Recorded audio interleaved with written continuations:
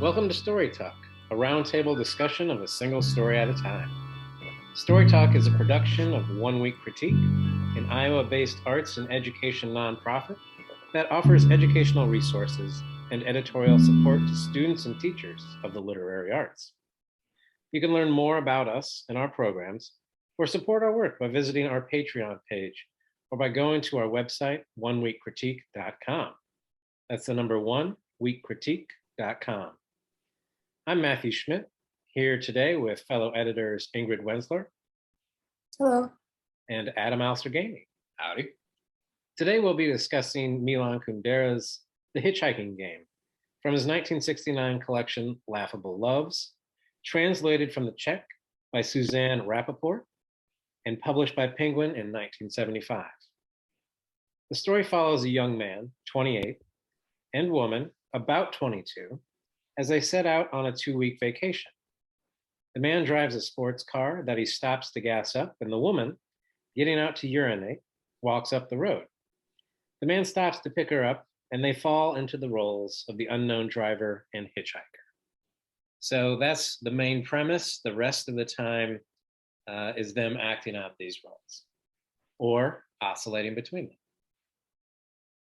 them. To start off, would you discuss and describe Kundera's writing, what its focus is, how he accomplishes backstory, action, and interiority? Yeah, man. Well, the two of you know that Milan Kundera is maybe one of the most influential writers on my work. And I think a lot about the way that he operates. And I'm glad you picked this story, Matthew, because I think, touches on many of the stylistic tics and nuances of Kundera.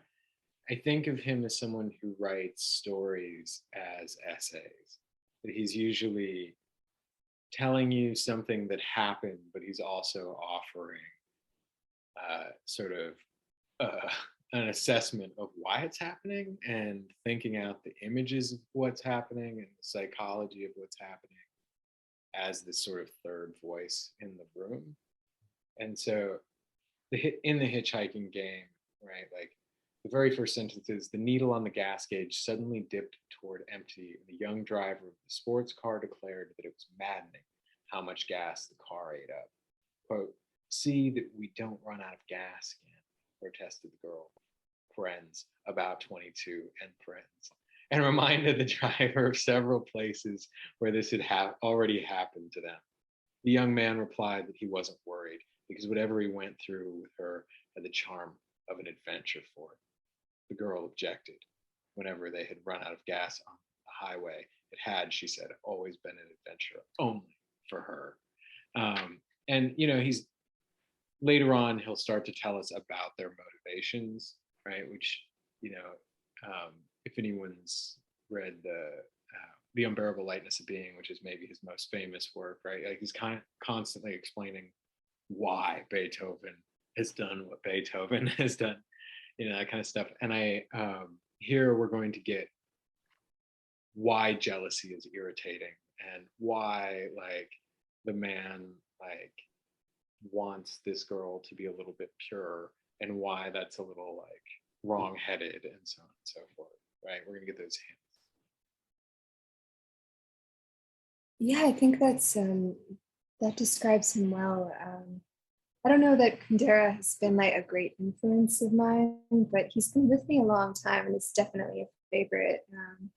I'd mainly read his fiction up until about a few years ago, and then I read The Curtain and The Art of the Novel and some more interviews on his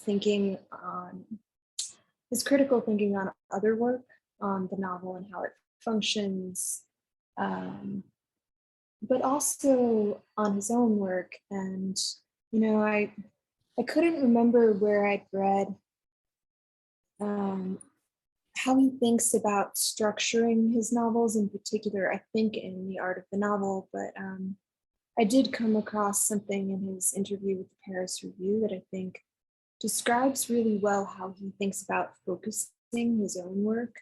And I mean, just gives you give some insight into how his writing moves to some extent. So he says that he works with actually like categories and particular words. This I pulled from the interview. It's built on these few categories in the same way as a house is built on its beams. This always has to be explained over and over again to translators who, in their concern for good style, seek to avoid repetition. And he describes in that interview some of the particular categories that focus the Book of Laughter and Forgetting. So let's see, he lists out forgetting, laughter, angels, his untranslatable word, the toast, and the border. And I think similarly, this story has organized itself around particular words. I don't know that I would come up with the exact ones that Kundera has thought of, but certainly authenticity is one that comes to mind, selfhood, roles, games, purity, jealousy, aversion. Yeah, I think I might add to that, right? Like that, like sort of the concept of like poorness, right? And maybe also, right, like tough guyness Sure. become, right, like these kinds of like supposed masculine or feminine roles that are going to be part of the game are really critical. And I think that is, it's quintessentially Kundera. I was thinking about this. I think in The Art of the Novel, he calls out this translation as being one that aggravates him. Like, I think it's this one. I couldn't find it though. But he's a persnickety dude. And it comes through in his writing up and down. Also touching a little bit on backstory action and interiority. I think Kundera is really unusual this way, and there's a lot to be learned from how he approaches the three. So in this story, he's divided the story up into sections. I tried to pay a lot of attention to the early sections and patterns in them. And one thing I noticed that I know I'm a little guilty of as a fiction writer too is he tends to begin with interiority, and that also includes a kind of backstory, a very character-centric backstory. So his questions in terms of backstory and his focus within backstory are, if you were to think about a journalist's traditional questions like the who, what, where, when, he's almost always focused on the who. And that who isn't about the jobs the character's held or where that character has lived. It's about the soul of that character, the values of that character, how that character thinks about being, the temperament of that character. So in the beginning of those sections, he tends to mix interiority and backstory in that way, and to give more reported scenes, if scenes at all. And then he tends to move increasingly towards scene. That's in those early sections. It changes as this story moves, and Kundera has thought quite a bit about his work in musical terms, and he thinks about the pacing of sections and the feel they give and the different kind of movement. So I think I didn't map every single section and how it moves, but I guess I would say that changes as the story moves more and more toward its conflict. Yeah, I think that's really important. And before we talk too much abstractly about Kundera or the story itself, I think we should probably move toward explaining what actually happens in the story. Sure. So, as always, I would encourage any listeners to go dig into the story and participate in the conversation in that way. And feel free to let us know when we're wrong, because sometimes it happens, mostly for me. But no, so what Ingrid's referring to in part is that at the beginning of the game, the young man and the young woman are going on a 2 week vacation. They've only been seeing each other for about a year, but the young woman is very excited. She's been thinking about it the whole year. And they're having this kind of playful conversation about what's, him running out of gas, which I gave everyone a bit of taste of. It's apparently a habit of his.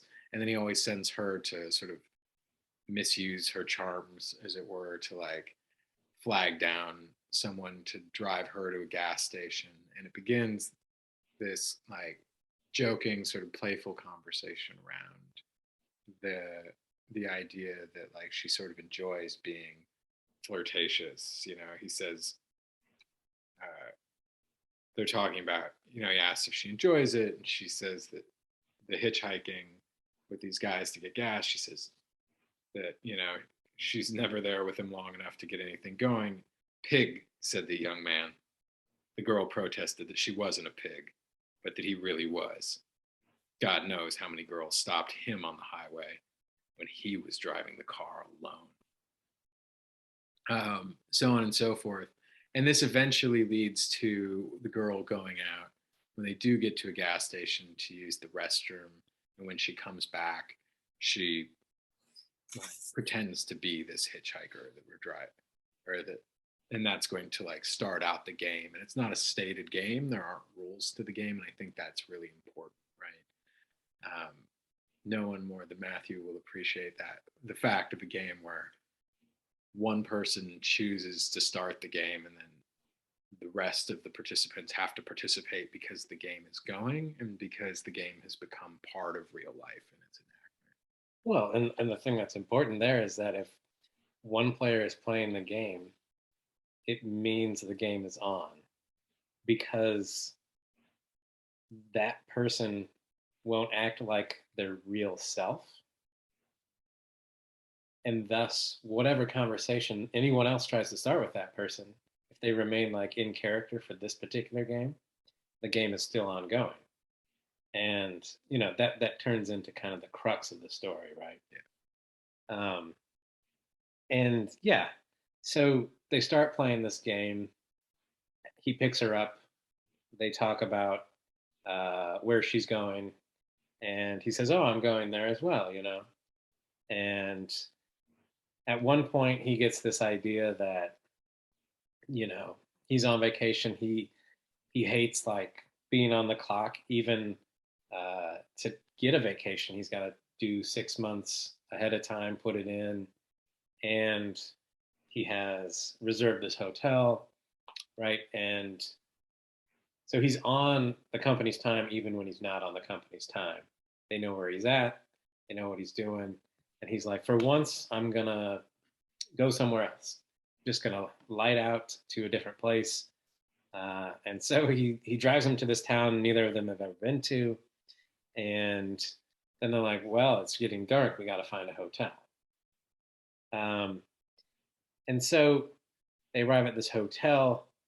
Um, and what do we learn, along the way towards the hotel and in the hotel about their relationship, a little bit more about these characters and games through the story?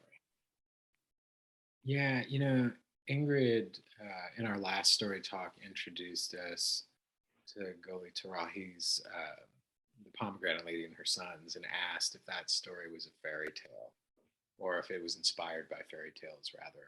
And I think of Kundera as being deeply inspired by fairy tales, both because I know that in some ways he was really obsessed with, or is obsessed with, the 1001 Nights, and the Soviet era sort of like forced these odd occasions where folk tales became part of a project. But I think also because there's sort of a sense with him about finding a deep psychology through simplicity of action and description and frankness of like motivation.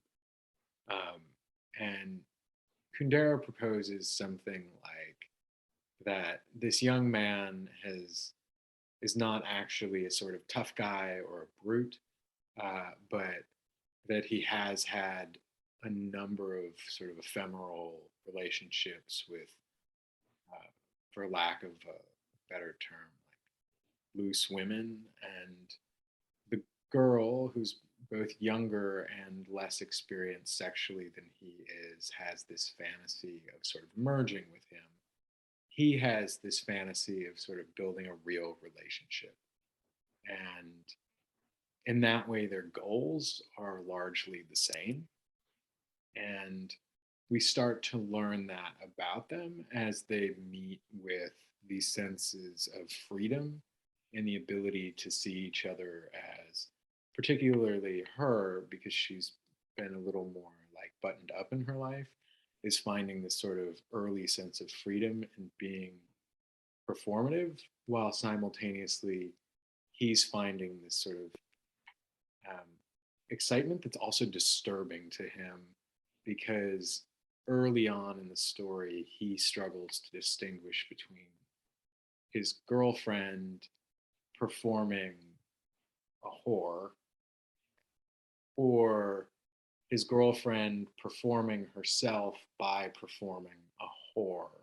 And he thinks that, I'm going to keep saying whore because of the terminology of the story, but he's got this worry that like somehow she's performing a truer self by being this way. And it's not 100% clear if he thinks that means like there are men in her life that he's not, or sexual experiences that she's not talking about, or if it's just that like he doesn't want her to be this sort of sexually aggressive person, right? Like, but he's disturbed and she's leaning into a sort of sense of freedom, at least early on, including that she sort of likes the fact that he dares to go off road and take her away to this unusual place. Well, he wants her to be something special, but very particularly something special to him. Right. Yeah, I think we learn so much about these characters through the course of the story. And I mean, I think it's a story that's pushing at certain ideas around sexuality and gender and how we need it. The girl, things that we haven't so much discussed. She's really anxious. She wishes that she were more lighthearted than she is. That's something the story comes back to quite a bit. She feels like she's too serious, and that this gets revealed throughout the course of the story's action, but she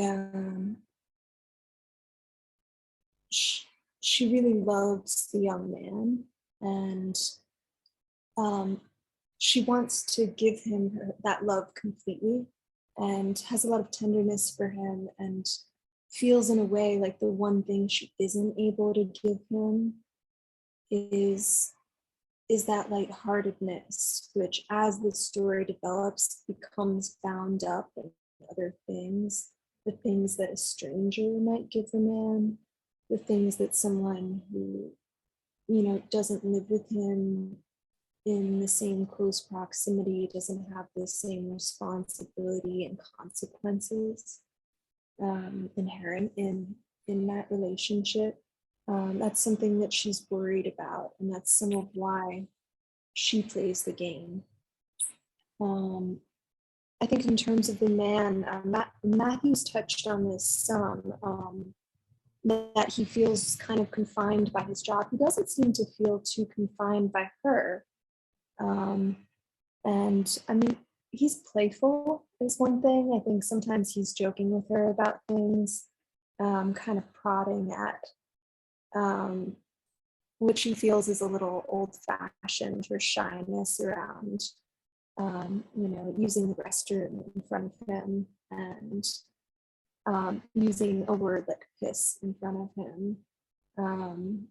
And he finds that really endearing and pure, and wants to tease her and make her articulate that she has to go to the restroom.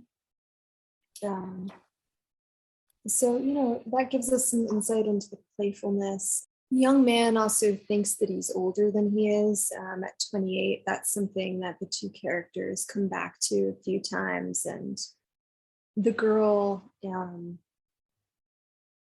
who's also described as being pretty jealous, is worried that that means that she won't be enough for him over time.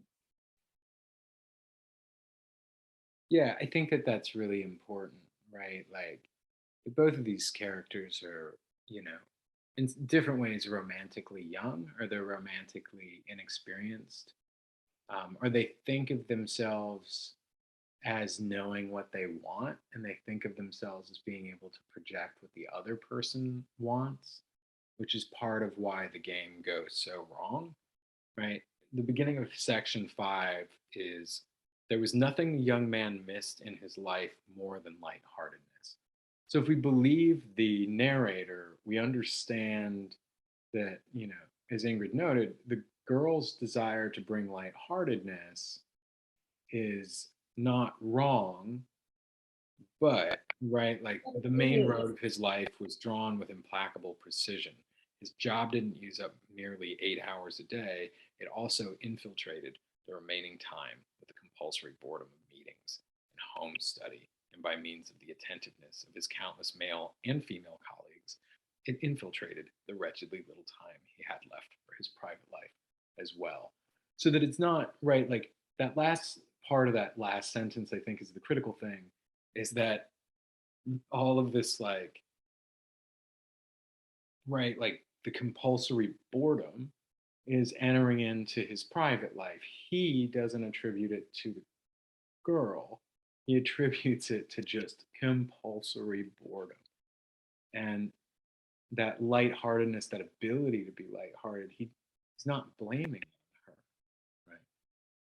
Yeah, I mean, it's almost like Kundera is saying, games are fun, but, you know, the difference between a game and real life is really tough to master, in that the strictures of real life don't afford you the opportunity to play a game for long, and thus kind of annihilates the game in a way. Yeah, or maybe put another way, real life doesn't allow you to perceive the events of a thing that's happening as part of the game for too long. And once that perception of the game shifts, the fun of play becomes, it's the difference between, like, talking a little smack and, like, sacking a guy who's running home because, like, he, like, said something obnoxious to you. Yeah, I mean, I think one thing that the story is really concerned with as well, that we've touched on a little bit, is freedom. Mm-hmm. And, I think something that I think the story is pushing at the commonplace, that we become more ourselves when we play games, when we wear masks, when we drink, and, explore sexually in these kind of extravagant, like, role play kind of ways. And I think this is kind of bound up in the authenticity thing that the story is playing with too. And that, the young man is confused, has trouble seeing the girl as anyone other than the girl when she's in that role. And I think the thing about the games they're playing is you have to know yourself really well to be ready for freedom to some extent. Or, sometimes you have to play games that are a little less risky to get in touch with what your desires actually are. A surrealist game that I've played a little bit with myself is sometimes collaging. I'll just choose sort of random images. And I mean, that's the kind of activity where the stakes are pretty low. I don't hurt anybody by choosing my images. I don't hurt myself. I sometimes tap into things that I'm thinking and feeling that I would struggle to reach through journaling or through other methods. Um, I think the trouble with their game is there's a lot of near misses and moments where one of them really wants out, um, and their authentic self isn't getting communicated really well. And the stakes are actually pretty high in this game. They're actively hurting each other and scaring each other at times, um, even Yeah. as they're trying to play.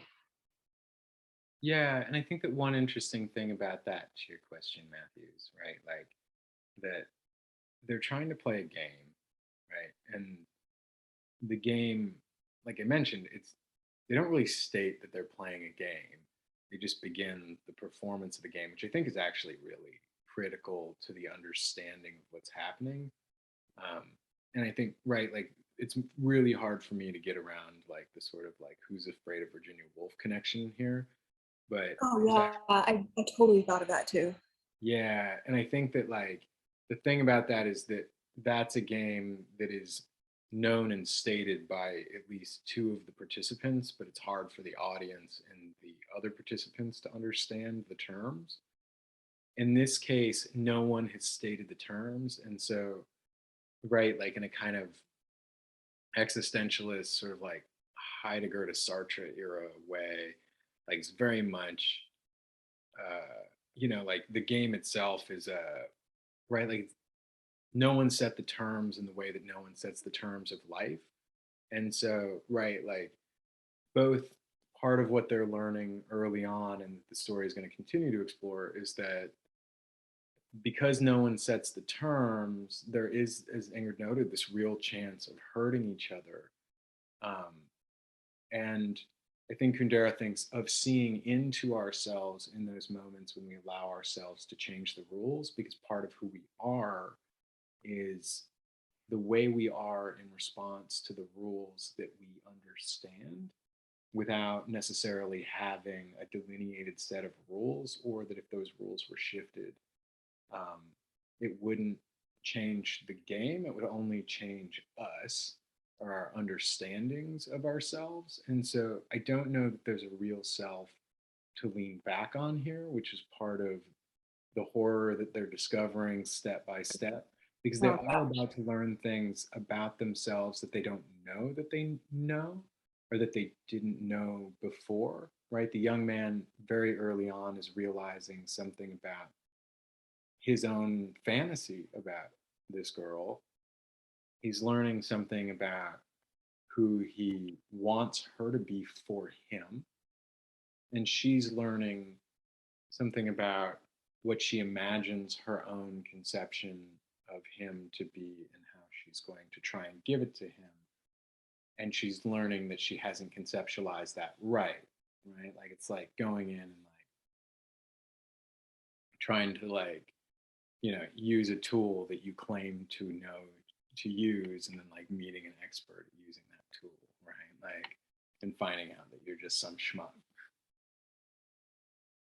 Yeah, I think the interesting thing you're talking about here is desire, um, and you have desire that when you have a desire, you're like you think you want something, and sometimes it turns out you get it, and you realize what you thought you wanted isn't actually what you wanted. You imagined it different, and I think it's really interesting to think about that in terms of a game where the game says, hey, this is the desire of the players, and the players win by fulfilling that desire through these means. And yet, that means you have to agree equally and completely on those desires and try to get the victory, so to speak, in the same way. And if you think about that in terms of happiness, like one way I kind of think about happiness imaginatively is two people or more's desires coinciding exactly and meeting exactly in the same place for a period of time. But when that time or the desires change at all, then it becomes not happiness in a very slow, strange way as you move away and apart from each other's shared desire. Yeah, I'm really interested in that. And I think, Ingrid, you might know more about sort of Eastern Europe than the rest of us. But I do wonder. I mean, like usually when I think of a game, I do think of it.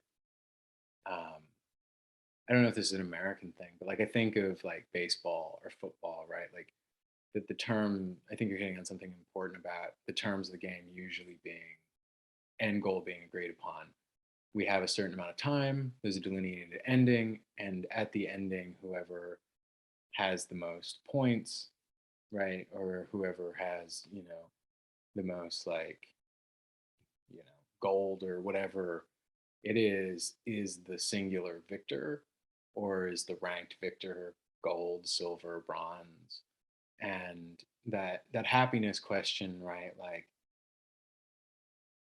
is like if you conceptualize it that way, is either if someone has to win, right, like then both of them can't win, or somebody has to get gold and bronze.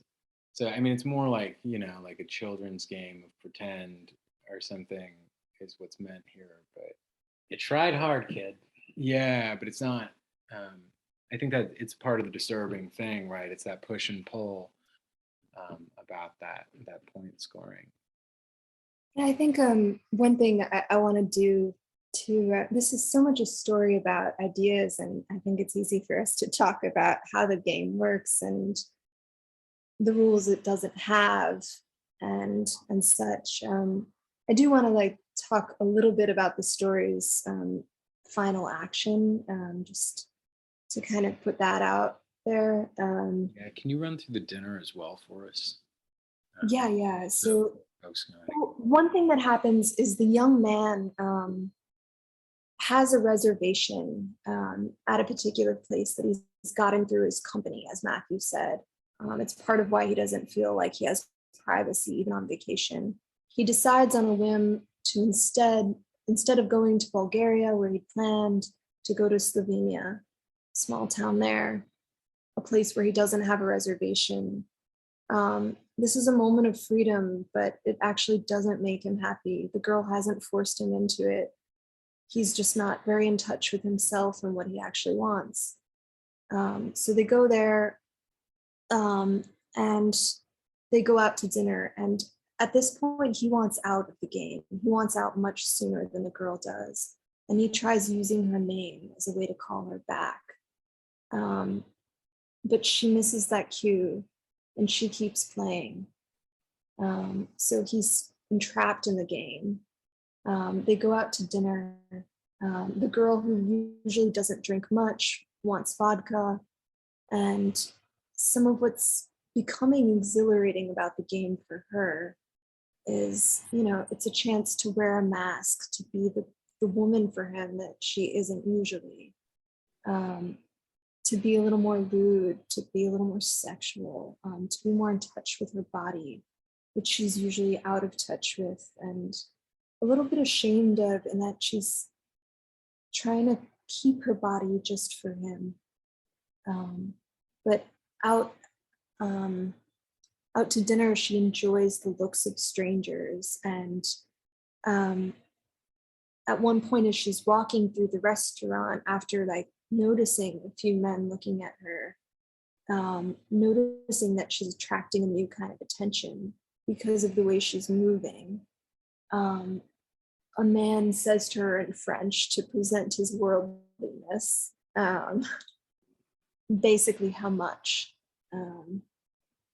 And she reports this back to the young man, and they have this moment where he seems to think that this is what she wants, and she likes the attention, but she doesn't actually want to you know, um, proposition this guy and sleep with both guys at once. Um, so he's pushing her that way, and what she wants, we find out so early on in the story, is to give herself to him completely. So they really miss each other there.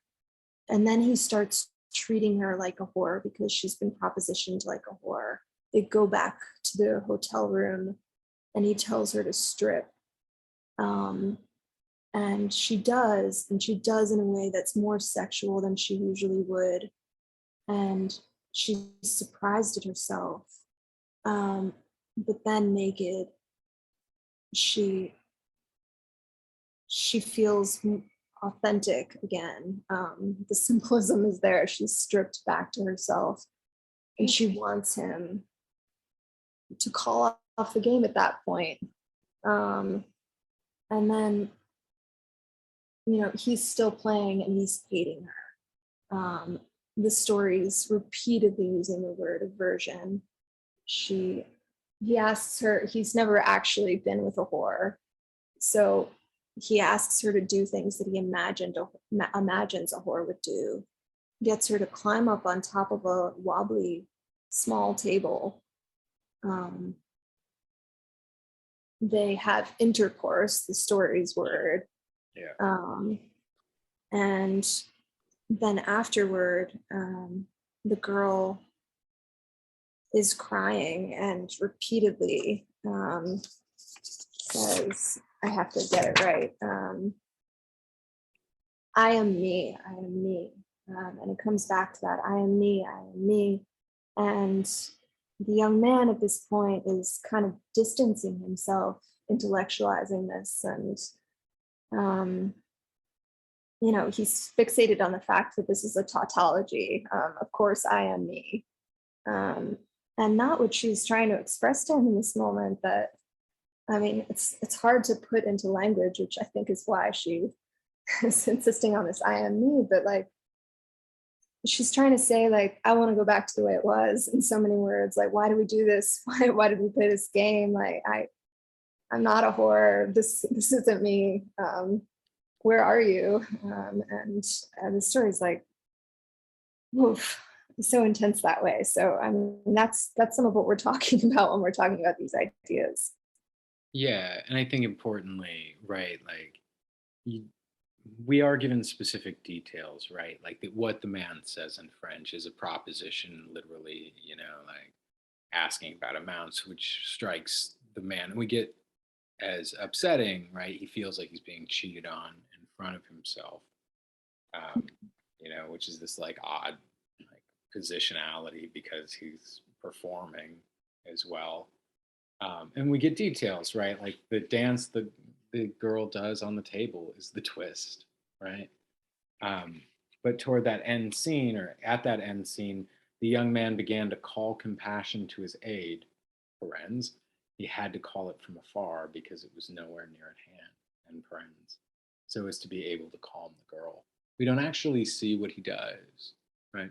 And we don't know if he's effective at it. But part of the oddity of I am me, in that moment, and the I think sort of the insignificance of what those final actions are, become the fact that, right, like when you're playing a part, you are being yourself, right? Like that's the kind of Sartre waiter thing, right? Like you're playing a part and you're still yourself, and to cry out that you are yourself to someone else is this assumed thing that somehow that other person knows the you, and that there is a you to whom to return, as opposed to a progressive set of yous in time. You at this time, you at that time, you at this time, right? Which is different than the sort of facts that either one of them is concerned with, right? Like he doesn't want her to be. It's not that he's sitting. I think early on that there's a worry for him that like there were other men or something sort of alluded, but what he actually doesn't want is to perceive her. So it's not just the as a whore or as a loose woman. but he's also got to come to terms with his own idea of a static self as someone who's been with a bunch of loose women, but who we learn like not only has never been with a prostitute, right? Which isn't to equivocate loose women and prostitutes, but is to say that like the idea he has of himself is this sort of Casanova that he's projected to the girl that's made her think that she wants or he wants her to be this way sometimes so that she can give her wholeness to him in this way, which she's not communicating and he's experiencing as jealousy, right? All of those complex things are happening simultaneously. And in those moments, right, that's he's got to realize he's not a tough guy. He's been a little brutish, but he's never really been a brute, right? And so he's still got to play it in order to be the person that she thinks he was when he was with the other women that she thinks were much, more right. Set aside any questions about like who is a whore when someone is performing sex work, right? Like, those other kinds of things, right? Like that all that gets wrapped up in that. And I think that's really wild and compelling. And I think it's got to carry that kind of. Yeah, I mean, a story about identity, how we often think of identity in modern times, which is like, these are the things I've done, these are the things I haven't done, as if like that somehow delineates who you are, when I think we can probably say with some certainty, scientifically, our identity is in our genome, which is a completely different kind of identity. But we're talking about the perceived identity, both of your own perception of yourself and others' perception of you. And this story, like, really, really takes us on this crazy ride that inspects this identity from all the angles that he can think of in as short of a time as he can think of through this one particular game. So, friends, I entreat you to go check out some Milan Kundera, check out his short stories or his novels, because he really, really digs deeply into identity politics and relationships and beyond. Thank you for being with us today and for sharing the story, friends. Yeah. Thank you for bringing it to our attention. Thanks, man.